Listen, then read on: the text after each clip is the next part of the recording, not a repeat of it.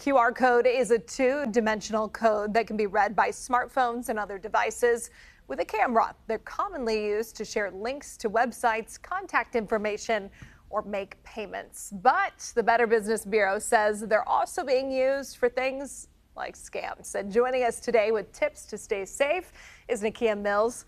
Thanks so much for joining us. Thank you for having me. These scammers have to ruin everything we love. I keep telling you, I swear criminals do the best market research. They do. They figure out where their targets are and they find a way to get there. You can say a lot about them, but you usually can't knock their intelligence. I feel like QR codes really gained popularity in 2020. You saw a lot of the menus go digital in like a safety mindset kind of way. How did these QR scams work? What are the ones we need to be mindful of? So think about public places where it kind of would feel natural, you know, the restaurant or a parking garage, parking meters, bike share, those kind of places where it's kind of natural to, oh, I'll just scan this now. We're so used to it. And it's going to take me wherever I need to go, or I can pay for my parking.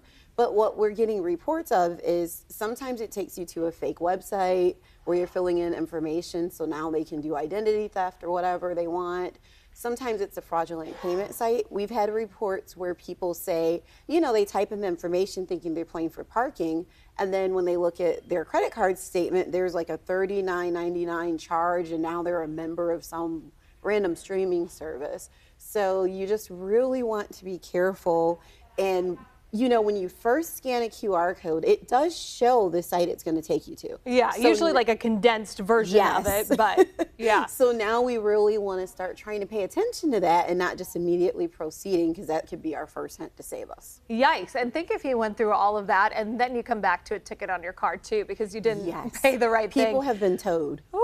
Yeah. Oh my goodness. There's an extra layer of cruelty there. So are these people maybe posting QR codes in spots that you would expect them? Are they getting as intricate as like cutting out a sticker and putting it over top the real one that's supposed to be there? So you want it, and I mean, we're all not professional eyeballers to spot these things, but you know, you want to look for tampering. Does it look like there's a layer there? Because they will just take the sticker, or a place where it would make sense. Maybe the parking garage doesn't really have a QR code, but they put the sticker there. So now, and it makes sense to us, so we just scan it. So as I say all the time, this is another instance, we have to slow down. Yeah. When you land on that site, look at the URL. Does it really make sense for where you think you should be?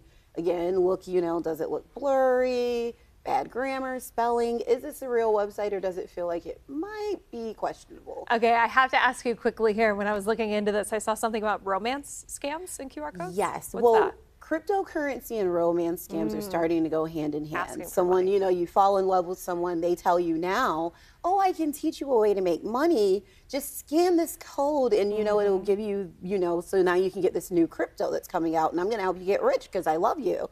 But really, when you scan it now, it's going and just, you're putting the money in their digital wallet. Yikes. Okay, where can people go for more information?